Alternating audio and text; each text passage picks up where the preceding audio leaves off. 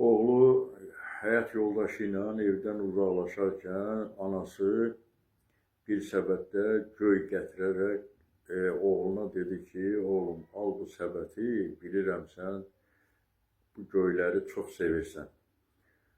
Oğlu anasından göy səbətini aldı, dedi çox sağ ol anam, mən bu göyləri çox sevirəm, amma sən bu göylərin hamısını yığıb mənə vermirsən, bir hissəsini də özünə saxla yine.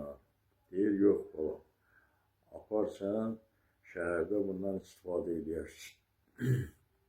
Və cibindən bir miqdar pul çıxardıb anasına verir. Yoldaşı oğlanın anasına pul verdiyini görəndə hissənib ondan uzaqlaşıb gedib maşına sarı. Anası görür ki, gəlin hissəndi getdi. Oğluna deyir ki, get ginən, onu gözlətmə ginən. Get onunla danış ginən. Oğlan göy səbətini də götürüb, gəlib yoldaşına yaxınlaşır. Deyir, sən anama qarşı niyə belə sayğısızlıq verirsən? Deyir ki, oğlun anasına yol oxumağı, dəyməyi yaxşı adətdir. Amma sən ananla həmişə görüşəndə ona minlərcə miqdarda para verirsən.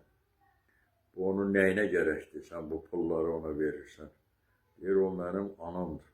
Və bu vaxtı hisslənərək oğlan əlindəki vurub səbəti yerə salır. Bunu görən oğlan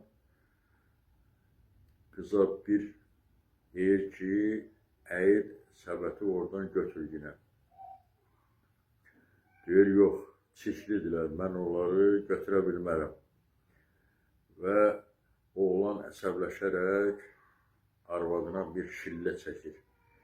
Deyir, mənim anam torpaqda əlləşərək o göyləri yetişdirib mənə verib. Onda anam da çirklidir. Mən istəmirəm anam kimi olasan, amma heç olmasa anama sayğı duymağı bacarmalısan. Mənim atam öldükdən sonra məni anam saxlayıb, bu boya başa çatdırıb, oxutdurub. Ona görə mən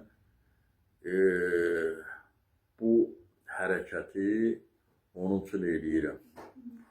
Və özü əyilib göyləri səbətə yığarkən görür ki, səbətin içərisində çoxlu miqdarda pul və məktub var. Məktubu açıb oxuyur, görür ki, anası məktubda yazıb ki, oğul, bunlar sənin mənə verdiyin pullardır. Mənim bu pullara ehtiyacım yoxdur, yaşlı adamım. Amma sən şəhərdə çoxlu pul xərcləyirsən, bu pullar sənə lazımdır. Ona görə bu pulları apar, şəhərdə özün xərcləyərsən.